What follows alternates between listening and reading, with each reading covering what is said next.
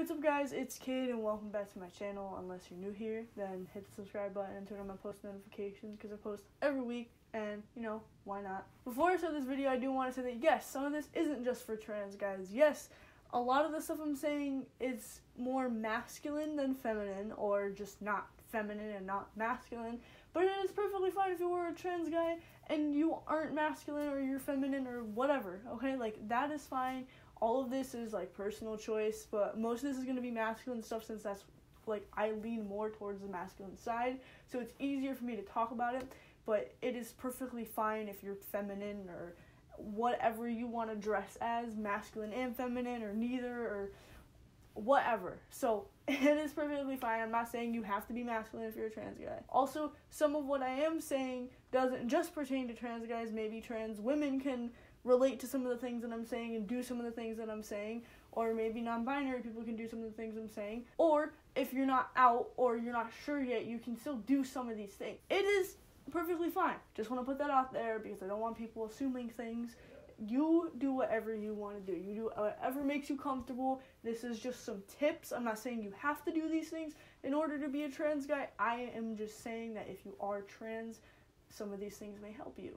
Also, at the end of this video, I'm going to talk about some things that you guys wanted me to talk about, then you guys suggested that I talk about. So if you're just looking for, like, your suggestion, then it's going to be towards the end of this video. I'll put the time, like, here or something. I don't know. Alright, let's finally get into this. First things first, bullying. Bullying is something that trans people most of the time can't avoid. It's mostly going to be there for almost every single trans person that is out, that people know that they are trans. And I know that's scary, and it might not make you want to come out, but you do whatever makes you comfortable. If you want to come out, then come out. Fuck other people. Fuck whatever they say.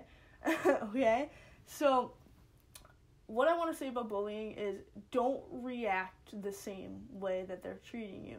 Like, if they're reacting very, like, vulgar and swearing at you and calling you names, don't do it back to them. That just proves you're on their level. And this honestly goes to anybody. If you're trans or not and you're watching this, like, this goes out to anybody. Like, don't react to bullying with bullying. Like, I know it sucks, and I know that since they're doing it to you, you think it's okay to do it to them. And I'm not going to be like, oh, you're a horrible person if you said that to somebody that's bullying you. Like, obviously, you're in the heat of the moment. Like, things happen, okay? But if you know what's going on and you're like, hey, like, I don't know how I should respond to this right now, don't do what they're doing because that just brings you down to their level. A lot of trans guys do get their hair cut, and if you can't get your hair cut because you're not out yet or you're not sure, or like you just want to experiment what you would look like, maybe without actually getting it cut because you're unsure or your parents don't let you, whatever the case is, then I would suggest getting like a beanie or a snapback or something and like putting your hair, like tucking it into that.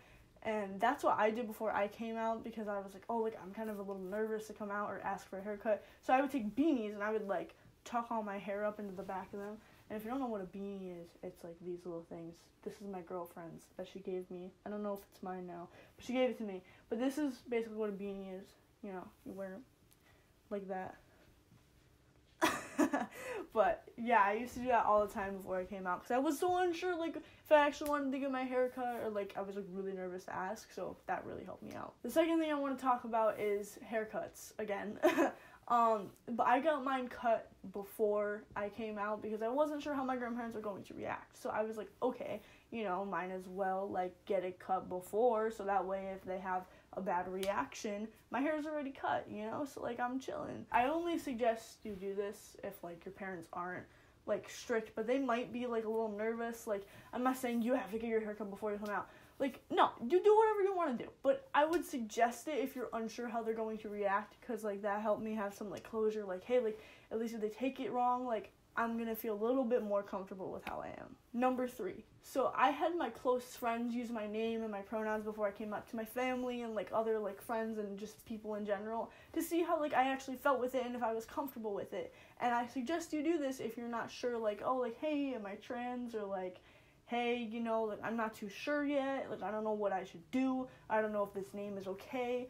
Do that. Have your close friends, you know, help you along with it. It really helps. It really helped me come out, and it really helped me, like, be like, oh, hey, like, Kate is a really good name. I should stick with this. Number 4, if your parents don't let you wear, like, really masculine clothes and you want to wear masculine clothes, then I suggest that you go out to like stores like Target, or like I went to Hot Topic all the time, and I would wear band tees.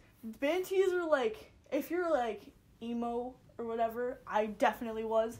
But if you're like that, and I would really suggest shopping at Hot Topic, because a lot of their stuff is just like, oh, that's a t-shirt. It's not like, oh, that shirt is like a guy's manly t-shirt, you know? So if your parents are a little weird about it, I would suggest that store. I would suggest places like Target, as I was going to say. I would suggest Target. Like, you can get like basic colored t-shirts, and like I really suggest black, because nobody, like black and white, those two colors, nobody really sees those as like male or female colors. I think that's so stupid that colors have like genders now or some shit. But like I would really suggest black or white if your parents are like really weird about you wearing masculine clothes. Black and white isn't masculine, so it's like, it works out perfect. Number 5, binding. So I'm about to talk about binding. Of course, you don't have to do it. And please, please, please be safe. Do not use ace bandages no matter what the case is. Please don't use them. They're fucking horrible. What I used to do is I would wear a sweatshirt, because like I have a small chest, so I would just wear really baggy sweatshirts. I'm wearing one right now, but I have a binder on right now. But I would really suggest wearing like baggy sweatshirts and a sports bra, or like just regular bras, whatever, if you're, again, not allowed to bind. And if you really want to bind and get a professional binder like GC2B, like I'm wearing right now, I don't know if you can see it, there you go. But if you want to get like a professional binder or anything, but you know that your parents like are going to be really weird about it, I would suggest having like a friend order one, like for, what the fuck? Get like a Visa card or something, or save up money and have like your friend order it for you and have it get it like shipped to their house. Only do this if you know that like you can hide it very, very well, and that your parents aren't going to find it, or that if they do find it, that they're not going to like do something really horrible to you, or like do something that you're going to be upset with. I don't want you to put yourself in harm's way. If that is the case, then don't do that. Also, if you do want to bind, but like binders just aren't for you, and neither is the sports bras or like any of that stuff, then I would suggest KT tape. It's basically like a sports tape. Okay, so this is what like KT tape normally looks like. It might look different, but like basically what it is, each strip is about like this long.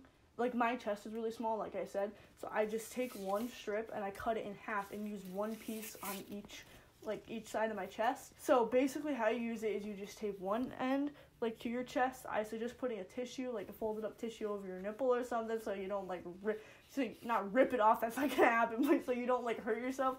But I would suggest doing that, and then just like pulling it as far as you can to the side, and then like you have to rub it. My chest isn't up here, but you have to rub it like this a little bit in order to like get it to stay. I would suggest really doing that if you're not like the binder type of person or a sports bra type of person. It still works. If you have a bigger chest though, you may need to use like more pieces of it, and it is kind of expensive. So again, it's all up to you. Number 6, stretching. Stretching is so important when you wear binders.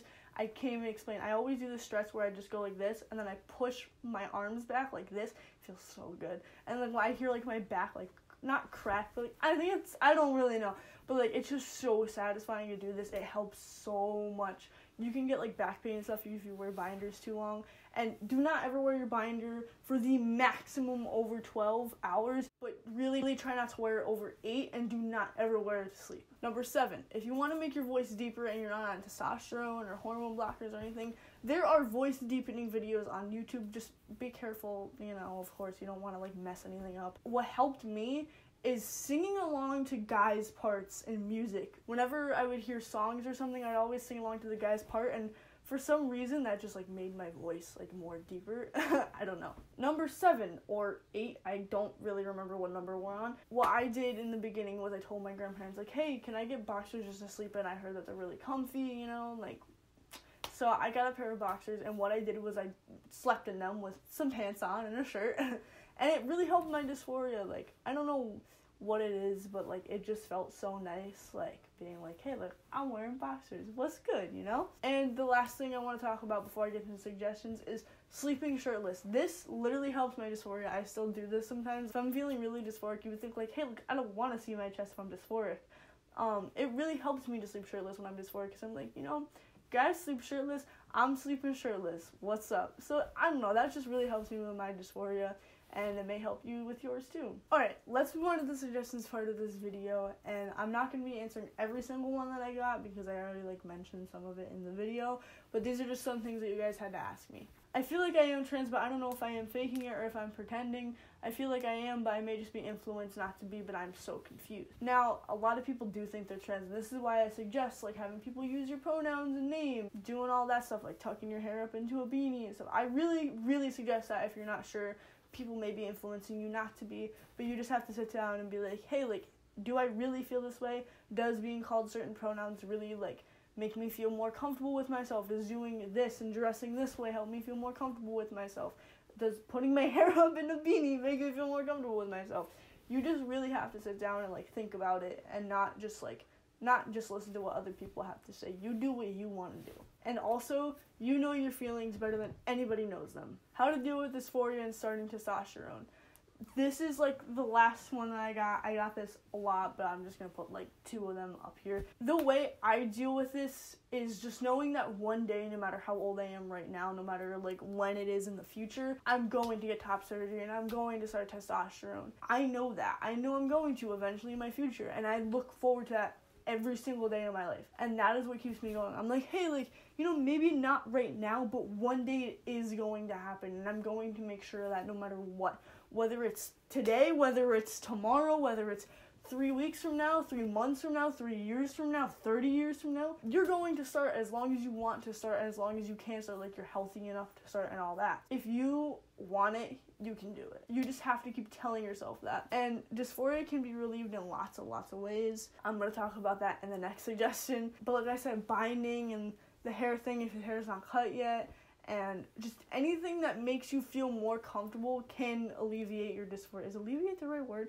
I don't really know. But just keep telling yourself that one day it is going to happen, because it will.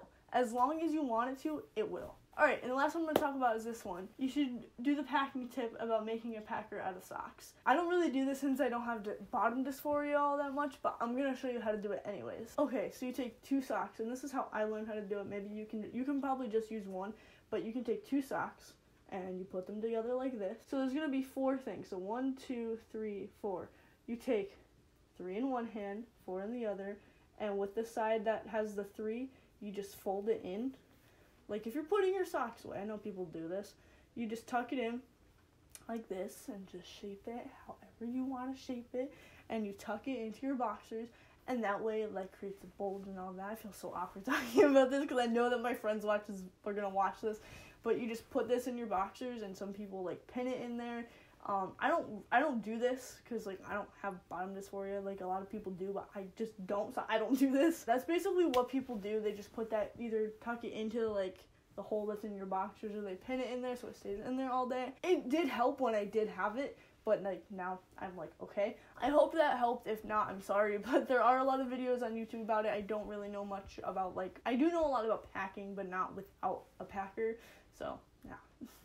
Before I end the video, I want to give a shout out to this person, and you should go like and comment on all their pictures, because, why not? Every week I pick a person to shout out on my Instagram, and it's based on the comments I get on my Instagram. So, if you comment on my Instagram post, you're more likely to get a shout out on here. But yeah, you should go follow them and like their pictures, because just be a good person. Why not? Make their day. I hope this video helped you, and if you have any more questions, you can either comment them or ask me them, DM me them, whatever you want to do. Alright, I hope you guys have been having a good day, and I love you, and that's it. Peace.